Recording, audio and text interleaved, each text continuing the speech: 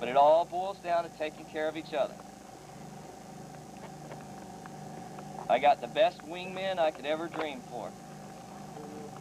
The best soldiers, the best NCOs, the best friends I could ever want.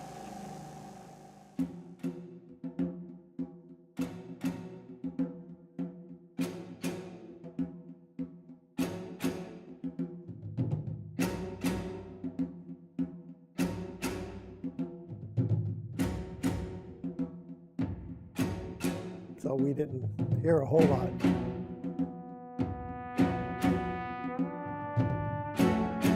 He would try to watch the news, as I recall, but he couldn't. Dealing with the thought that you weren't going to come home. I know you didn't tell me everything.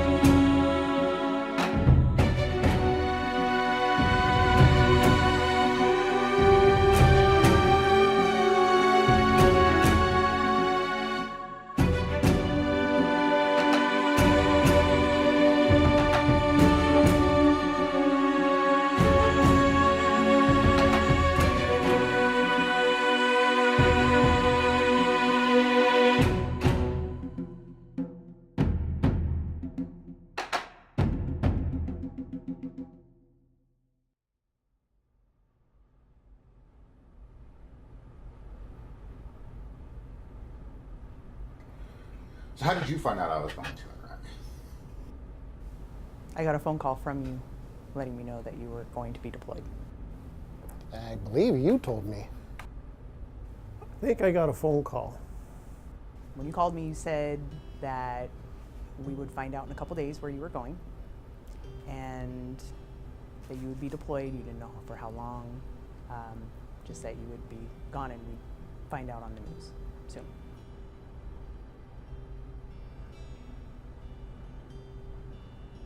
How'd that make you feel? A lot of different things, but I was actually somewhat jealous because I was thinking, gee, I should be going. I wish I would have enlisted, as you know. And I was like, I could have been out there making a difference. Worried?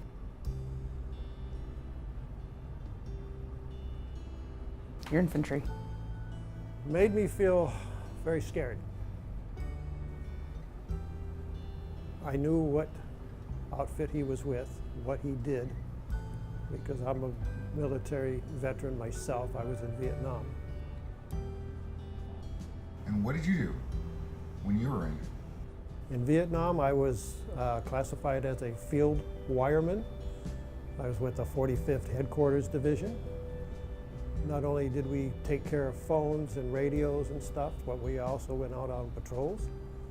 And it got to be pretty scary at times.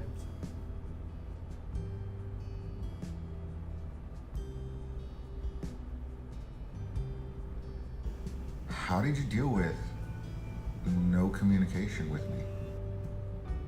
I had a lot going on at the time, so a lot of horrible things going on at the time in my own personal life, which in a way helped as something of a distraction, I guess. I would write sometimes and just kind of save little things that I wrote. I would talk to friends, relatives about it.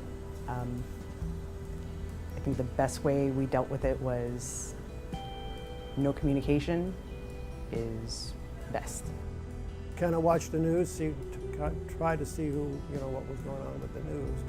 Knew what was going on over there, and just depending on whereabouts you would be.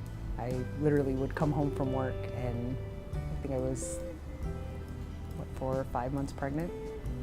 Plop in front of the TV, put on CNN, watch the news. I did that for couple weeks. Kind of hard because you're looking for something that you can't see. You know, we had the specifics as to look for the charger bolts on the helmet, and you'd see all these tankers fly by on the news, and you wouldn't see that. And that was a little bit scary.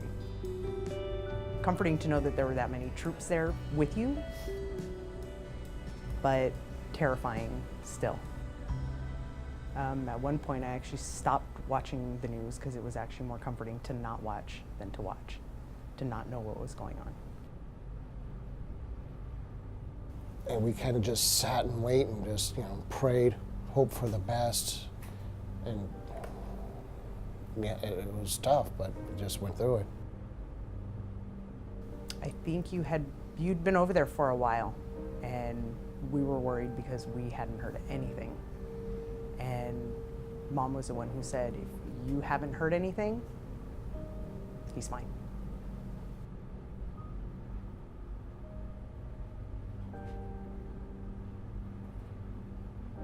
Who'd you talk to about me being over there? There wasn't very many. There was only about 2 people I could really talk to that would kind of understand all this.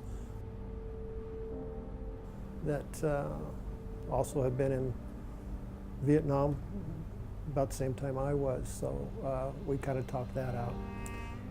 Knowing what was going on and what your outfit was, again,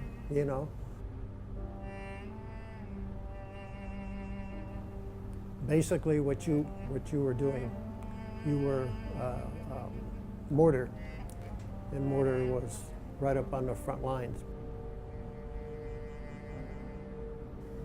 hoping that you would do what you were trained to do well, and have the right men to execute everything for you. Kind of that. Knowing that you were going to, be in a lot of conflict. It was kind of difficult, but they would help out. Just talking about it really made me feel better.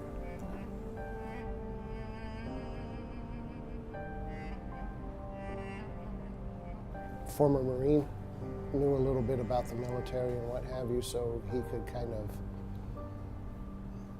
kind of get what was going on and what have you. He understood what was going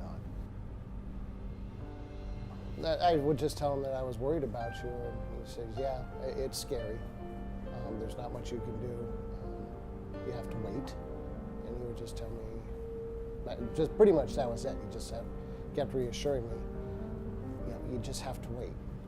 Hopefully it'll be okay. There's a good chance it'll be okay. But you just have to wait. What helped comfort you? I don't think anything really did, as far as comfort. Like I said, the waiting was tough, but as far as actual comfort, not until it was over was there any real comfort. How'd you feel about the job choice that I picked? But that's what you wanted to do. You wanted to be where the action was. And most definitely you were. But yeah, that was very, very hard. I didn't particularly like it, but I knew that's what you wanted to do. What was the hardest part for you? The anticipation of just, okay, the getting ready to wait, that was really hard too. It was like, okay, and nothing can be done. It's knowing that you're overseas, and I can't touch you, I can't grab you, I can't hug you, and yeah, that's pretty hard. And for the whole year, knowing that you would be over there and stuff, that was the hardest thing to really, and knowing that you may not come back alive.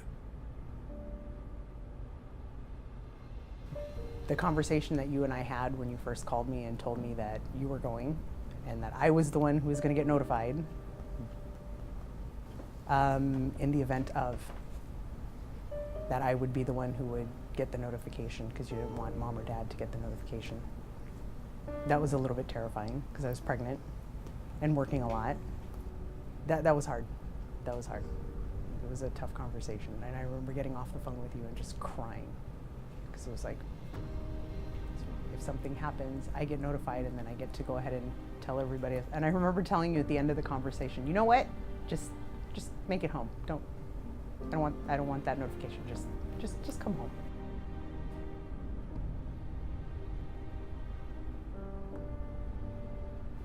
I'm just happy you're back.